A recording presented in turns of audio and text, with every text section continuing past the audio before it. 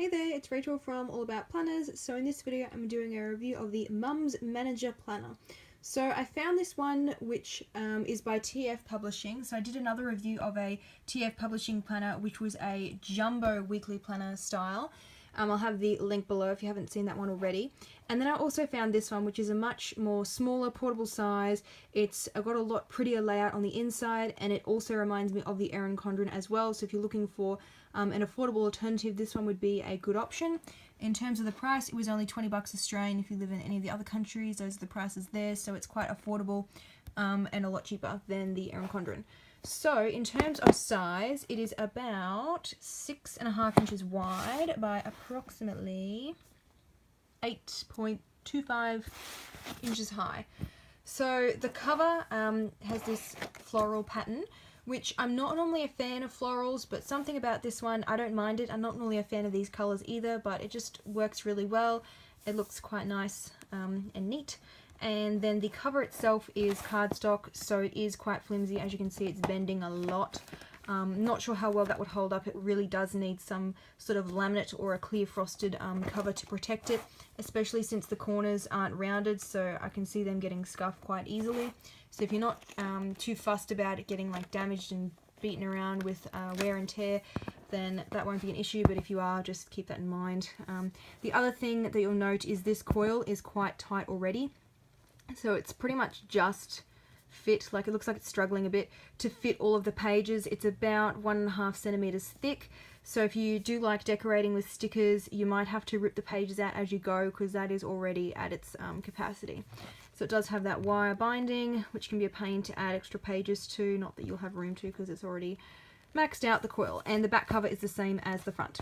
Okay, so let's have a flick through the inside, which is probably what you're all waiting for. So simple. The other thing to point out is that it's from September 2017 to December 2018, so it's a 16-month planner. You get a few extra months, and given the price, it is good value. Okay, so you've got the 2017-2018 dates at a glance calendars. Starts on a Sunday.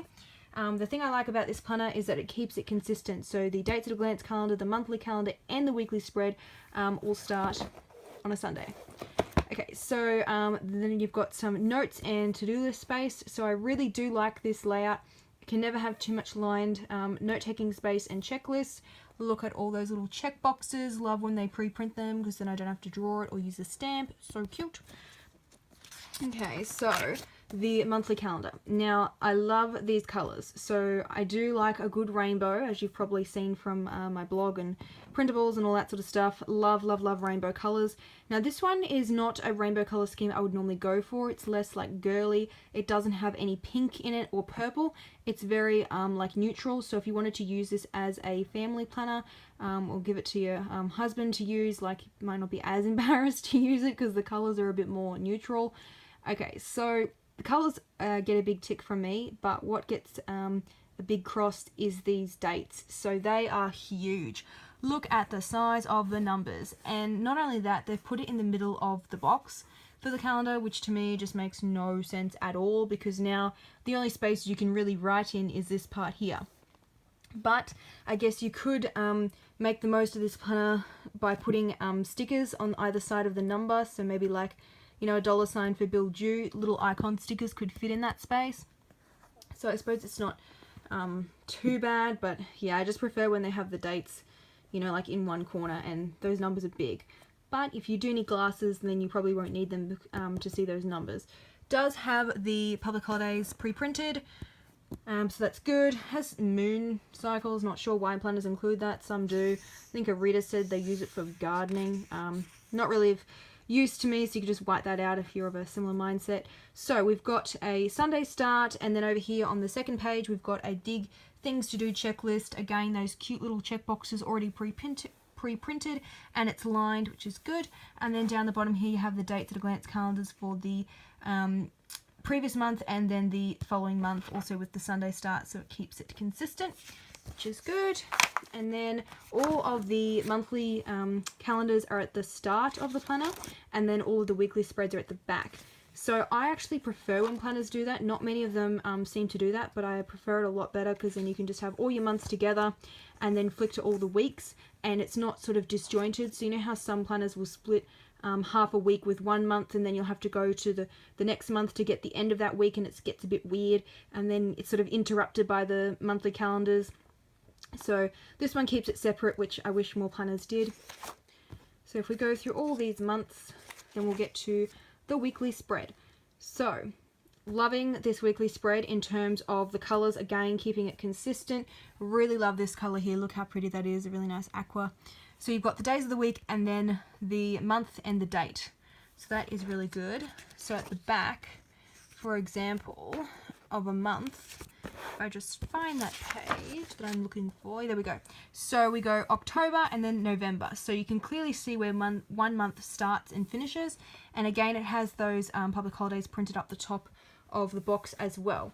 So similar to a Erin Condren planner, well, how they used to do it with the morning, afternoon, evening, you've got those pre-printed on the page. If you don't plan like that and you do 3 categories, for example, work, school, and then like hobbies or around the house, meal planning, that kind of thing, you can always just write over the top of it. Because the font is such a light grey, it probably won't show through when you're writing over it, especially if you're using a black pen. It will probably just blend in.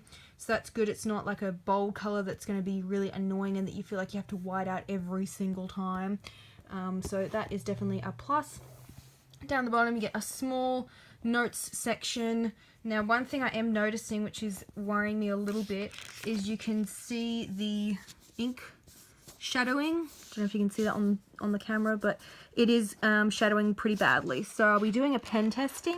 The link will be in the description box below. I'm interested to see which pens, if they have any ghosting and which ones are the best. Then we have those dates at a glance calendars again. This to me is the biggest con of the weekly spread because it takes up so much space. I'd rather just more note-taking space, like you've got those dates at a glance calendars in the monthly calendar already, so it doesn't make sense to me to include them in every single weekly spread. I actually really hate when planners do that. It's such a waste of space. So I'd probably just get some habit stickers. So for example, like a hydrate tracker and stick that on there. And then like an exercise one, maybe like a social media posting, that kind of thing. In terms of size, this section down the bottom here is about 1.5. So if you are switching from the Erin Condren to this one, because this is a smaller planner, your stickers generally might need a little bit of trimming, especially down the bottom, because most sidebar stickers are about 2 inches and that one was only 1.5. The boxes for each section of the day are again about 1.5 by probably like 1.25 inches wide. So you'll need to trim up all of them if you want to use stickers, which is definitely a con if you're someone that likes to do stickering. But if you're someone that doesn't want to do stickers, then I mean it's not going to be a problem at all. This sidebar is amazing. Look at all those lines and the check boxes. Love it. Look how many tasks you can put there. Definitely my favorite part of the weekly spread. Love, love, love check boxes. So you've got this weekly spread the whole way through, and they have the week printed up in the top left corner, so you can easily find it when flicking, which is good because there are no tabs with this planner. So I can't understand why they left them out, because you've got those months at the start and then the weekly spread. But I mean, I think they could have put you know, one for the monthly calendars and then one for the weekly. In any case, I mean, it's cheap, so kind of to be expected. You could put a sticky note or a paper clip to mark the week that you're up to, or get one of those butterfly clips and, you know, like clip the whole planner together except for the week that you're up to, so when you flick it open it'll go to that page. That's another thing that I sometimes do.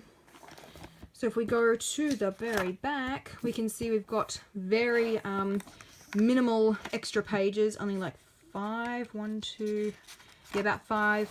I mean, at least it's got some, because some planners don't even include them at all. So you've got the note-taking space and then a notes and list page. So I really like this page. I've made printables before in that style, and they're a really good add-on if you're someone like me that prefers to use a horizontal weekly spread. So I like to have a 1-page horizontal on this side, and then the other page of my weekly spread is a page like this with note-taking space and checklists. So really like that page layout. One thing that I'll note is, because this planner is again cheap, it's probably not the best quality in terms of sturdiness, so it did get a bit damaged in transit, as you can see with the paper there getting a bit scuffed. I mean, if it got damaged in transit just to get it here, then I can imagine it's going to get scuffed when you use it, so keep that in mind. So we've got a few more of those pages, and then at the back, I'm not sure again what happened if it's been sitting in storage for a while, but it's quite dirty up the top there. So, I mean, you get what you pay for. It's an affordable planner, so obviously it's not going to be perfect. It's not going to be, you know, super high quality, which I understand. Just keep that in mind.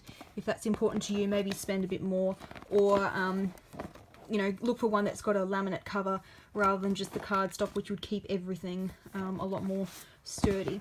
So I'll have the link to the pen testing, which will be in the blog post, linked in the description box below. Hope you found this video helpful, and I'll also have the other one that I did, the other planner review from TF Publishing, which was that jumbo weekly planner, again similar style to the Erin Condren. So if you're looking for another affordable alternative but you need more room to write, that one might be a good option, and the link for that review video will be in the description box as well. And don't forget to subscribe. I usually do new planner review videos each week.